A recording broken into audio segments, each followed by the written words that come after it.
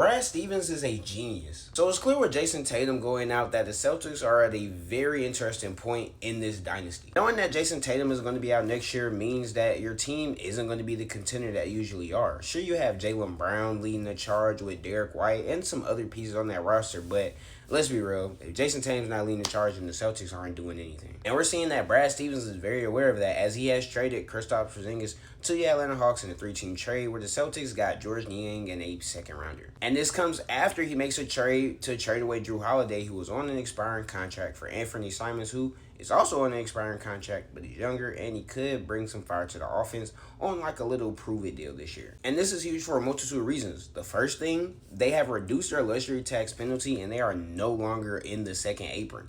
Being under the second apron gives the Celtics so much flexibility for wanting what to do next year. And being under the second apron is huge. I mean, you don't want to pay all of that money to a bunch of guys if you know your team isn't going to make the finals, and you know a player like Kristaps, who, yeah, he has contributed to the Celtics in a lot of different ways, but he struggled with injuries the entire time.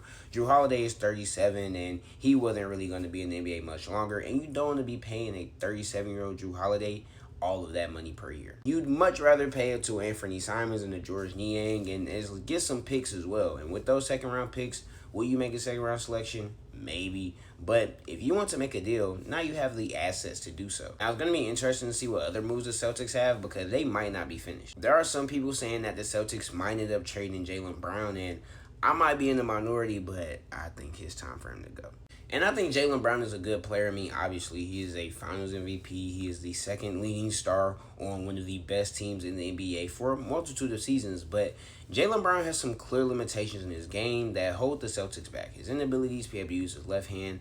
At times, his inabilities to be able to score effectively. His defense really isn't all that it's hyped to be. He's still a good defender, but he's not this all defense player that a lot of people will hype him up to be, as he might have been earlier in his career. The money that you're paying him and the contract he's on is just simply not worth the production that he gives you. So if you're able to trade him away, get some more pieces, get some more picks in return for him, then go for it. You get to draft somebody because you might get a high draft pick next year, whether that is the number 1 pick or a top 10 pick. You get somebody to go next to Jason Tatum. That way you have your star for right now and a future star you can develop. Now, I'm somebody who is anti-trading players who I feel like should be lifers. Jaylen Brown, he brought the Celtics a championship and another finals appearance. He should be a lifer.